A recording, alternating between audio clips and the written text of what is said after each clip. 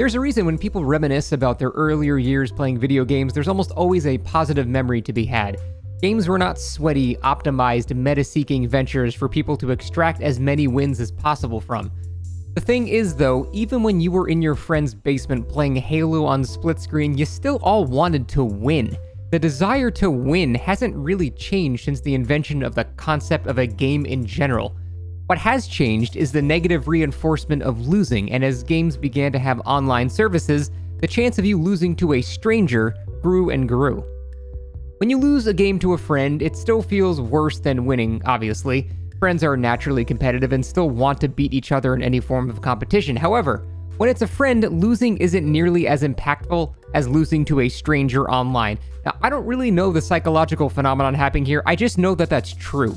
Because a game played among friends is a game without strangers, the desire for each player to win is just as high as it would be in any other online game, but the threat of losing is not nearly as big.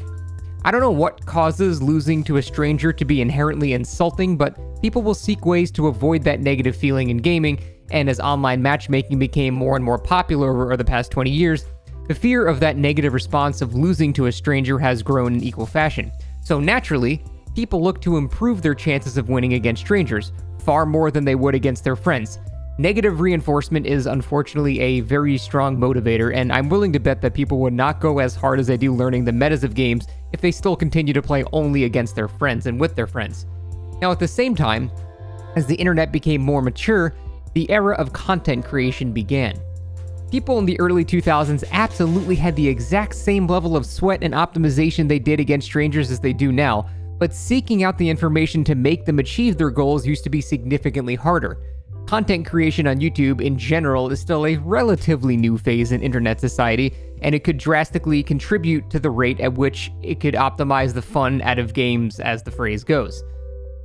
The first few days of Elden Ring made me really nostalgic for those days where people didn't know everything immediately.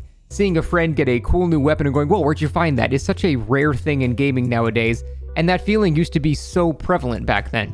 It's basically how the whole Mew under the truck thing started. That was basically like the first YouTube video like that had clickbait, except instead of, Game Channel 9000 or whatever, it was Josh, his fat ass from 3rd grade making that shit up.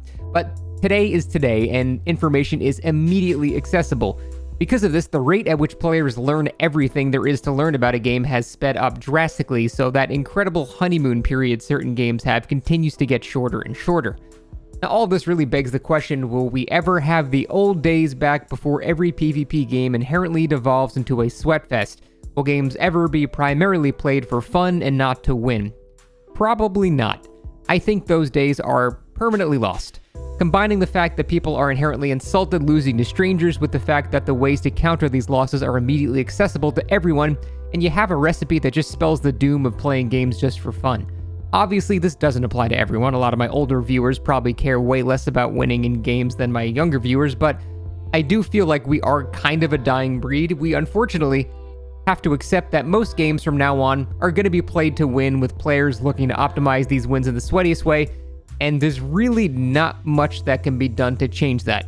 The rate at which this is going to increase is unfortunately exponential as well, with the ease of access to all this information. And because we're not only playing against our friends anymore, we're just sort of on a path where it's going to just keep getting worse and worse like this. And unfortunately, that's just the new normal for this type of thing. But that's it. I just wanted to do a quick dive into my thoughts on that topic. Thanks for watching.